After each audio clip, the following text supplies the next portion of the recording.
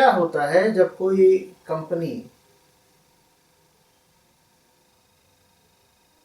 किसी पद के लिए कुछ लोगों को नौकरी पर रखना चाहती है, क्या वो जाती है और जबरदस्ती लोगों को लेकर के आती है?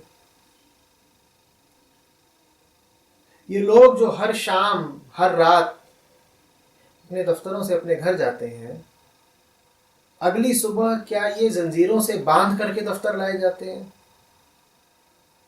ये स्वेच्छा से ही तो आ रहे हैं। स्वेच्छा से ही ये गए थे नौकरी मांगने।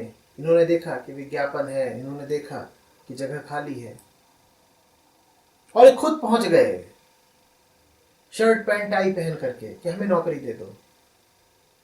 तुम मालिक को क्यों पापी बोल रहे हो? तुम नौकरी देने वाले को क्यों पापी बोल रहे हो?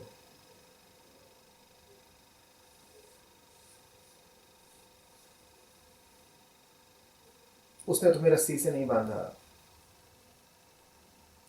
वो तुमसे बेगार नहीं करवा रहा, और रोज सुबह वो तुम्हें तमंचे के बल पर काम पर नहीं ला रहा।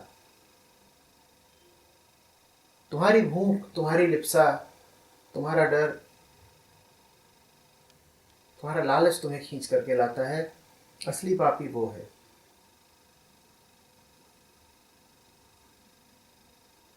जब तुम सहमत होते हो कि नौकरी करोगे, तब अनुबंध या करार तुमने नौकरीदाता के साथ नहीं किया है, तब अनुबंध किया है तुमने अपने झूठ के साथ, अपने अहंकार के साथ, अपनी भूख के साथ। ये बात साफ समझ लो, जब तक वो भूख कायम रहेगी, गुलामी कायम रहेगी। जब तक तुम्हारे भीतर हीनता का एहसास कायम रहेगा, तब तक तुम किसी न किसी के गुलाम बने रहोगे। हाँ, किसके गुलाम हो ये बात बदल सकती है। आज तुम किसी ऐसे के गुलाम हो जो तुम्हारा अन्नदाता है, कल तुम किसी ऐसे के गुलाम हो सकते हो जिससे तुमको मद मिलता हो, परसों किसी ऐसे के गुलाम हो सकते हो जिससे तुम्हें कोई आकर्षण हो गया हो, फिर हो सकता है कि कोई ज्ञान दाता हो, तुम उसके गुलाम बन जाओ। पर भीतर जब तक भिखारी बैठा हुआ है, तब तक कोई ना कोई दाता तो तुम्हारे सर पर चढ़ा ही रहेगा। कभी धन दाता, कभी आश्रय दाता, कभी प्रेम दाता, झूठा प्रेम, वास्तव थोड़े, कभी संबल दाता।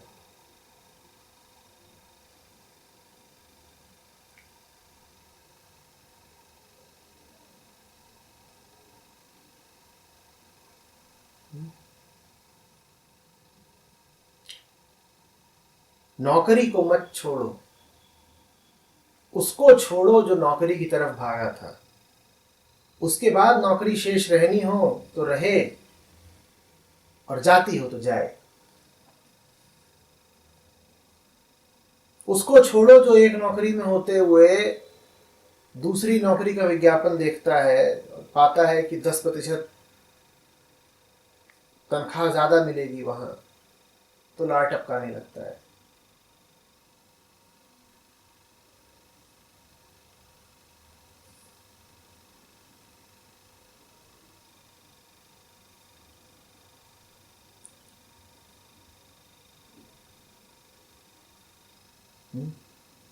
जब तुम किसी नौकरी में घुसते हो तो बड़ा सीमित प्रयोजन होता है तुम्हारा कि तुम्हारे हितों की, झूठे हितों की पूर्ति होती रहे। तुम ये थोड़ी देखते हो तुम किसके लिए काम कर रहे हो।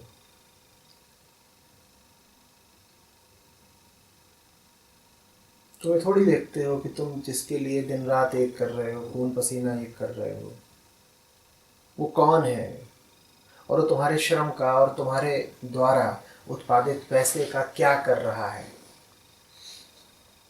तुमने कभी जानना चाहा कि जो महानुभाव तुम्हारी कंपनी के ऊंचे से ऊंचे शिखरों पर बैठे हैं, बोर्ड में हैं, शेयर होल्डर इत्यादि हैं, वो कौन है?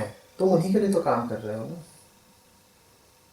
तुमने कहा कॉर्पोरेट में काम कर रहे हो। कॉर्पोरेट का प्रथम सिद्धांत है कि कंपनी का वजूद होता है शेयर होल्डर के लिए।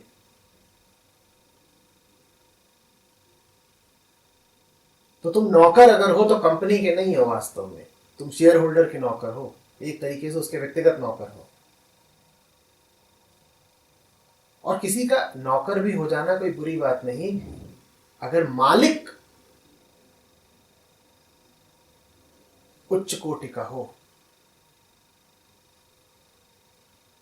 मालिक में योग्यता हो,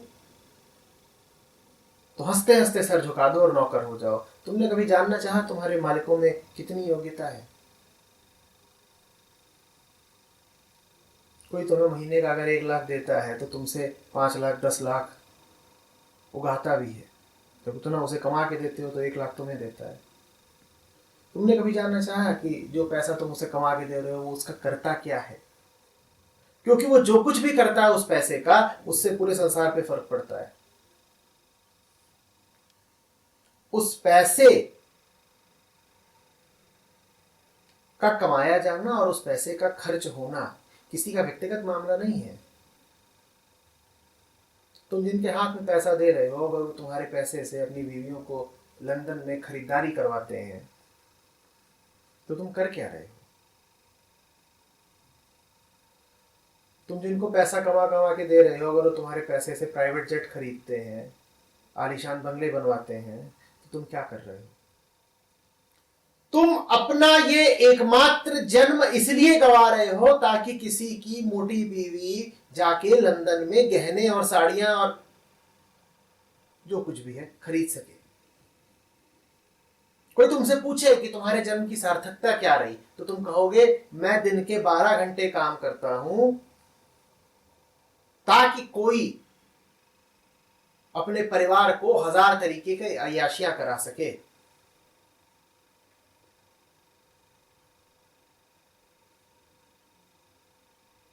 तुम्हें लाज नहीं आती? तुम इसलिए पैदा हुए थे किसी मोटे पूंजीपति की मोटी बीवी को शॉर्ट स्कर्ट पहनाने के लिए जन्म हुआ था तुम्हारा? जितनी भद्दी वो दिखती है उस शॉर्ट स्कर्ट में, उतना भद्दा तुम्हारा जीवन है।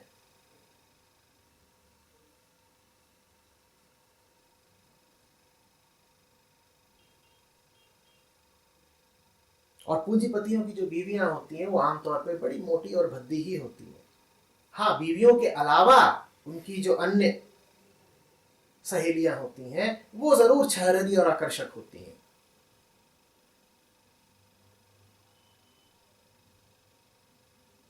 तुम दिन रात इसलिए खट रहे हो ताकि कोई शेयर होल्डर तुम्हारी कमाई से 5 सहेलियां पाल सके।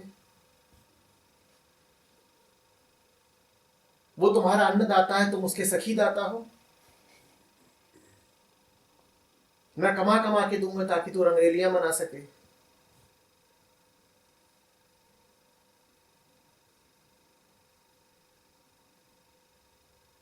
और तुम्हारे द्वारा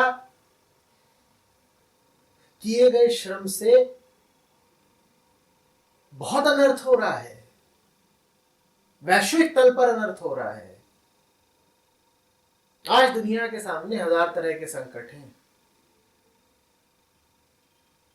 संकटों में संकट है ये जो दुनिया का तापमान बढ़ रहा है। ये तापमान कौन बढ़ा रहे हैं? क्या गरीब लोग बढ़ा रहे हैं? ये तापमान बढ़ाने वाले दुनिया के 1% लोग हैं। ग्लोबल वार्मिंग, वैश्विक तापन का कारण दुनिया के 1% लोग हैं। 95% जो कार्बन उत्सर्जित हो रहा है वो दुनिया के 1% लोगों द्वारा हो रहा है। समझो बात को, 95% जो कार्बन एमिशंस है वो दुनिया के 1% लोगों द्वारा हो रहे हैं। और वो 1% लोग कौन है? वो वही हैं जिनके लिए तुम अपनी जवानी बर्बाद कर रहे हो रघु। और वो तुम्हारे ग्रह को नर्क बना रहे हैं, ग्रह को भी और ग्रह को भी, पृथ्वी को भी और तुम्हारे घर को भी।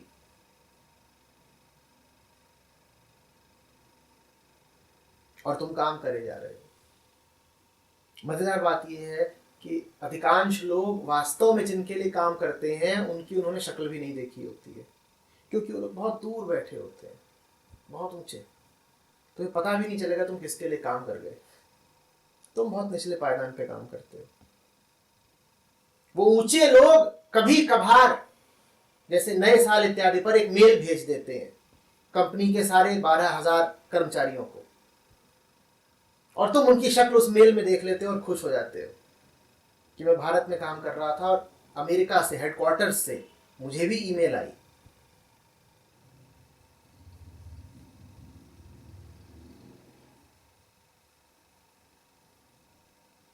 या कि जब कोई बहुत बड़ा ले ऑफ होना होता है, जब बहुत सारे कर्मचारियों की छटनी होनी होती है, तब आती है एक ईमेल जो बताती है कि देखो हम कितने संकट के दौर से गुजर रहे हो। संकट का दौर क्या है? संकट का दौर यह है कि पूरा एक देश खरीदना था अमेरिका में बैठे उस धन पशु को, वो खरीद नहीं पाया। बीवी कह रही थी पूरा एक शहर खरीद के दो, वो खरीद नहीं पाया। बड़ा संकट आ गया है।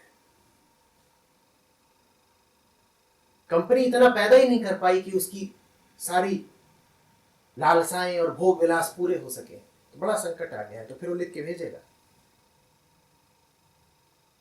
कि अब ऑर्गेनाइजेशनल रीस्ट्रक्चरिंग होगी। वो ये बताएगा भी नहीं सीधी सीधी तुम्हें कि तुम्हें लात मारी जा रही है। वो बड़े चिकने चुपड़े और संयमित शब्दों में तुम्हारा काम तमाम कर देगा।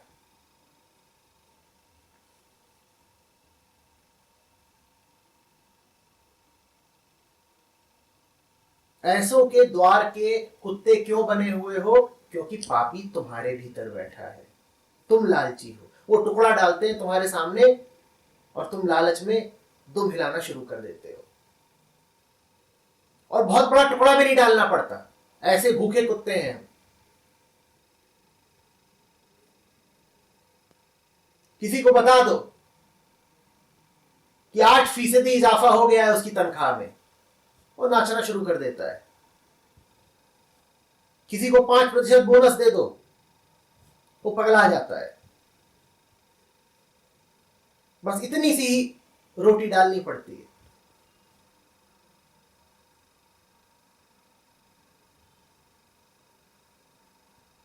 लालच ना होता अगर आम आदमी में, तो उसका शोषण क्यों होता? और इस सिद्धांत को दिल से लगा लो। कभी भी पाओ कि तुम्हारा शोषण हो रहा है तो उसकी वजह सिर्फ और सिर्फ लालच और डर होंगे। जिस कुत्ते की हम बात कर रहे हैं, उस कुत्ते के गले में जो पट्टा है उसका नाम है लालच। नहीं तो कुत्ता भी आजाद रहने के लिए ही पैदा होता है।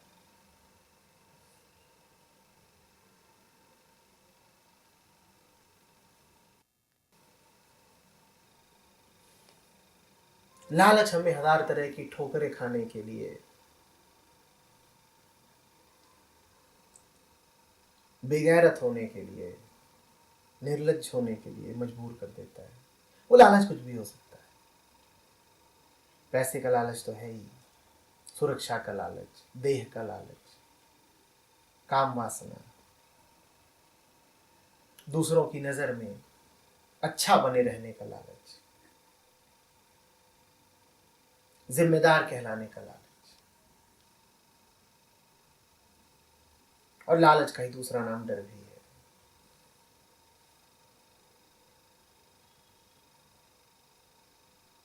एक से एक लोग होते हैं, पूछो क्यों फंसे हुए हो, क्या कर रहे हो, कहेंगे जिम्मेदारियां पूरी कर रहे हैं।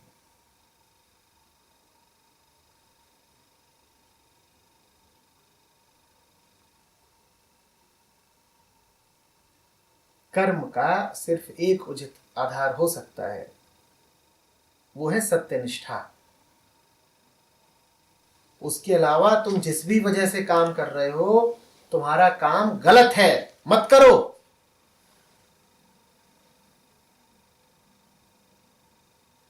ऊंचे ऊंचे शब्दों के पीछे मत छुपो, मत कहो कि मैं जिम्मेदारी पूरी करने के लिए काम करता हूं, कि प्रेम के लिए काम करता हूं।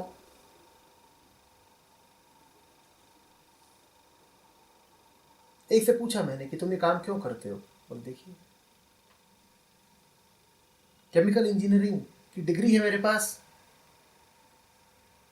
4 साल मैंने वहां लगाए थे, तो 4 साल व्यर्थ कैसे जाने दूं? तो मैं जीवन भर केमिकल इंडस्ट्री में ही काम करूंगा, ये तर्क है। किसको बेवकूफ बना रहे हो?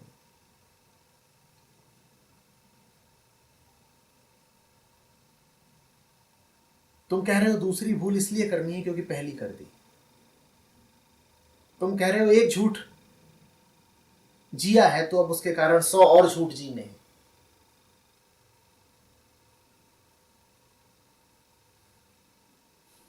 ये क्या तर्क